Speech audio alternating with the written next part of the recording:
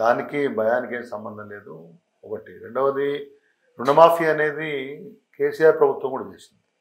2 విడతలుగా దగ్గర దగ్గర 29,000 కోట్ల రూపాయలు కేసీఆర్ గారు కూడా తెలంగాణ రాష్ట్ర రైతులకు రుణమాఫీ రూపంలో అందించారు. కాబట్టి ఆ రోజున కాంగ్రెస్ పార్టీ పూర్తిగా రూపుమాపి కంప్లీట్గా ఖతమైపోయిన పరిస్థితి లేదు కదా. ఏది ఏమైనా ప్రజల ఆలోచన విధానంలో మార్పు వచ్చినప్పుడు, ప్రభుత్వాలపైన వాళ్ళకు ఒక వ్యతిరేక భావన వచ్చినప్పుడు ఆల్టర్నేట్ని ఎంచుకుంటారు. ఇక్కడ ఆల్టర్నేట్గా కాంగ్రెస్ పార్టీని ఎంచుకున్నారు. కాబట్టి 1-2 రుణమాఫీ పథకాలు అమలు చేశారు, లేకపోతే ఇంకేదైనా కార్యక్రమాలు చేశారు. దానివల్ల బీఆర్ఎస్ మొత్తంగా అంతరించిపోతుంది, ఎమ్మెల్యేలు కొంతమంది బయటికి పోతే అంతరించిపోతుంది. ఈ భావన సరైన భావన కాదు. దాన్ని మీరు ఎక్కడ చూసినా కాంగ్రెస్ పార్టీని ఎగ్జాంపుల్ తీసుకోండి. వాళ్ళ దగ్గర నుంచి 12 మంది ఎమ్మెల్యేలు మా దగ్గర జాయిన్ అయ్యారు. లెజిస్లేచర్ పార్టీ విలీనమైంది. అయినా ఉన్న 3-4-5 కొట్లాడి వాళ్ళ ప్రభుత్వంలోకి రాగలిగినారు కదా. సో పార్టీలు ఎమ్మెల్యేలు పోయినంత మాత్రాన అంతరించిపోతాయి, రూపుమాపుతామని ఎవరైనా అనుకుంటే అది అమాయకత్వం అవుతుంది. అదంటే జాతీయ పార్టీ కాబట్టి లేచిందండి. ఇదైతే ప్రాంతీయ పార్టీ కదా. కొన్ని ప్రాంతీయ పార్టీలు కూడా రూపుమాపు లేకుండా కొన్ని రాష్ట్రాల్లో కూడా పోయిన సందర్భాలు ఉన్నాయి. ఇప్పుడు జాతీయ పార్టీ అయినా ప్రాంతీయ పార్టీ అయినా నాయకత్వం స్థిరంగా ఉన్నంతసేపు, కార్యకర్తలు నాయకత్వం మీద విశ్వాసం ఉంచుకున్నంతసేపు, సరైన ఎజెండాతోటి ప్రజల ముందుకు మళ్ళీ పోగలిగినప్పుడు జరిగిన తప్పుల్ని ప్రజలలో ఎందుకు వ్యతిరేక భావన తెచ్చుకున్నామనే విషయాన్ని సమీక్ష చేసుకొని ప్రజాభిప్రాయానికి అనుగుణంగా ఉద్యమాలు నిర్మాణం చేసి అధికార పార్టీ ఇచ్చినటువంటి హామీలు ప్రజలకు అమలు చేయకున్నా కానీ, పాలనలో పొరపాట్లు ఉన్నా కానీ వాటిని నిరంతరం ఒక నిర్మాణాత్మక ప్రతిపక్షంగా మాట్లాడుతూ ప్రజల్లోకి వెళ్తే ఎప్పుడైనా ఆదరణ ఉంటుంది. జాతీయ పార్టీ అని కానీ ప్రాంతీయ పార్టీ, ఉప ప్రాంతీయ పార్టీ అటువంటి ఏమీ ఉండదు. మీరు చాలా చోట్ల నార్త్ ఇండియాలో చూస్తే చాలా ప్రాంతీయ పార్టీలు ఒక్కొక్క స్థానానికి 2-3 స్థానాలకు పరిమితమై ఉంటాయి. ఆ నాయకులు వాళ్ళకి సంబంధించిన 2-3 గెలుస్తూ ఉంటారు. అంటే ఏంటి, వాళ్ళు ఆ ప్రాంతంలో అక్కడి ప్రజల యొక్క సమస్యలను వాళ్ళ యొక్క జీవనంలో ఎప్పుడు భాగస్వామ్యం అవుతుంటారు కాబట్టి వాళ్ళకి అవకాశం వస్తూ ఉంటుంది.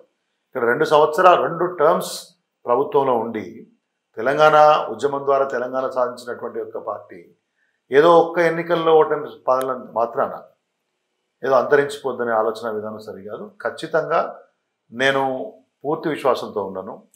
బీఆర్ఎస్ పార్టీ మళ్ళీ విధానాలన్నీ సమీక్షించుకొని ఒక నిర్మాణాత్మకమైన ప్రతిపక్షంగా వ్యవహరిస్తూ ప్రజల వైపు నుంచి పోరాడితే ఖచ్చితంగా మళ్ళీ అధికారంలోకి రావడానికి ఎంతో సమయం పట్టదు. రాబోయే రోజుల్లో దగ్గరలో స్థానిక సంస్థల ఎన్నికలు ఉన్నాయి. ఆ తర్వాత హైదరాబాద్లో జిహెచ్ఎంసీ ఎన్నికలు ఉంటాయి, మున్సిపల్ కార్పొరేషన్ ఎన్నికలు ఉంటాయి. ఇవన్నీ చూస్తాం కదా, ఎవరు సత్తా ఏంటో తెలిసిపోతుంది కదా. అయితే గతంలో కేసీఆర్ గారు ఇదే విధంగా కాంగ్రెస్ ఎమ్మెల్యేలను కొనుగోలు చేశారు. కొనుగోలు అనుకోవచ్చు, లేకపోతే వాళ్ళ ఇష్టంతో వచ్చారు. ఇప్పుడు అదే ఎమ్మెల్యేలు అభివృద్ధిని చూసి కాంగ్రెస్ పార్టీ చేసిన మంచి పనులను చూసి మేము పోతున్నామంటే ఎందుకు మీరు స్పీకర్ గారిని కలవడము, తర్వాత వాళ్ళని మాటలు అనడం ఎందుకు? గతంలో మీరు చేసిందే వాళ్ళు చేస్తున్నారు కదా. ఇప్పుడు అప్పుడు లెజిస్లేచర్ పార్టీ విలీనమైంది 2018 ఎన్నికల తర్వాత. ఇప్పుడు ఒక్కొక్కరుగా కాంగ్రెస్ పార్టీలోకి వెళ్తున్నారు. ఒక ఎమ్మెల్యే గారు ఏకంగా కాంగ్రెస్ పార్టీ గుర్తు మీద ఎంపీగా పోటీ చేశారు. కాబట్టి యాంటీ డిఫెక్షన్ లా అని ఒకటి ఉంది. సుప్రీంకోర్టు కూడా 3 నెలల్లో నిర్ణయం తీసుకోవాలని గతంలో స్పీకర్ గారికి డైరెక్షన్ ఇచ్చిన సందర్భాలు ఉన్నాయి. దాన్ని వినియోగించుకొని స్పీకర్కి మా బాధ్యతగా మేము చెప్తా ఉన్నాం. నిర్ణయం తీసుకుంటారా తీసుకోరా, సుప్రీంకోర్టు డైరెక్టివ్ని అమలు చేస్తారా అమలు చేయరా అనేది స్పీకర్ పరిధిలో ఉంటుంది. బట్ మా పని అయితే మేము చేస్తాం కదా. సో డెఫినెట్గా ఎలక్షన్స్ ఉప ఎన్నికలు రావచ్చు అనుకోవచ్చు. ఎందుకంటే మాజీలను చేసే వరకు నిద్రపోనని హరీష్ రావు గారు స్టేట్మెంట్ ఇచ్చారు. పార్టీ ప్రయత్నం ఆ దిశగా ఉంది. ఒకవేళ ఇంకా స్పీకర్ గారు నిర్ణయం తీసుకొని ఎవరి మీద వేటు పడితే ఉప ఎన్నికలకు పోవాల్సి వస్తుంది. ఇప్పుడు నాగేంద్ర గారు అయితే స్ట్రైట్గా కాంగ్రెస్ పార్టీ మీద గుర్తు మీద పోటీ చేశారు. అంటే మీరు కొత్తగా సాక్ష్యం కోసం ఎదుర్కోవడానికి ఏం పలు విచారణలు చేయనక్కర్లేదు. కాబట్టి it comes under anti defection law. If speaker office thinks that ఈ కెన్ బి ఇమీడియట్లీ సాక్డ్, చేయొచ్చు, పెద్ద విషయం కాదు. అటువంటి పరిస్థితులు ఉప ఎన్నికలు వస్తే ఖచ్చితంగా బీఆర్ఎస్ పార్టీ బ్రహ్మాండంగా పోరాడతాం, గెలిచే ప్రయత్నం చేస్తాం. అండ్ బీఆర్ఎస్ ఎల్పీ కూడా విలీనం అవుతుంది. ఇంకా దాదాపుగా 15 నుంచి 18 మంది ఎమ్మెల్యేలు రేవంత్ గారితో టచ్లో ఉన్నారని చెప్పేసి అంటున్నారు. ఎవరన్నా మీకు క్లూ తెలిస్తే చెప్పగలుగుతారా? నాకంటే మీకు ఎక్కువ క్లూ తెలుస్తుంది. ఇప్పుడు రోజు కొన్ని పత్రికలో కొన్ని మీడియా ఛానల్స్ రాస్తూ ఉన్నారు, కథనాలు వెలువరుస్తున్నారు, ఇవాళ పోతారు రేపు పోతారని చెప్పి. 10 మంది ఎమ్మెల్యేలు జాయిన్ అయినారు కూడా. నేనేమంటున్నా అంటే ఇవాళ ఉన్నటువంటి పరిస్థితులలో ఎవరి ప్రయోజనాలు ఆశించి వాళ్ళు పోతున్నారు. పోయినంత మాత్రాన పార్టీకి ఏమవుతుంది అనే విషయంలో నేను చాలా క్లారిటీతో మీకు చెప్తున్నా, అనేక ఛానళ్లలో చెప్పాను, ఇప్పుడు కూడా చెప్తున్నాను. ఎమ్మెల్యేలు శాసనసభాపక్షం మాత్రమే. ప్రజల వైపు నుంచి, పార్టీ వైపు నుంచి ప్రజాప్రతినిధులు గెలిచినారు. పార్టీలో వాళ్ళు భాగం మాత్రమే. ఎమ్మెల్యేలు పార్టీ కాదు. ఎమ్మెల్యేలు ఎంతమంది ఉంటారండి? 50 మంది 60 మంది ఉంటారు. కానీ పార్టీ గొంతుకలుగా కొన్ని లక్షల మంది కార్యకర్తలు ఉంటారు.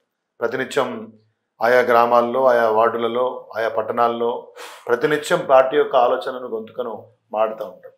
కాబట్టి ఎమ్మెల్యేలు మాత్రమే పార్టీ కాదు, పార్టీలో ఎమ్మెల్యేలు ఉంటారు. ఆ విధానం ఆటోమేటిక్గా అనుసరించిన రోజునటువంటి పద్ధతులలో మరింత బ్రహ్మాండంగా రేపొద్దున పరిస్థితులు ఉంటాయి.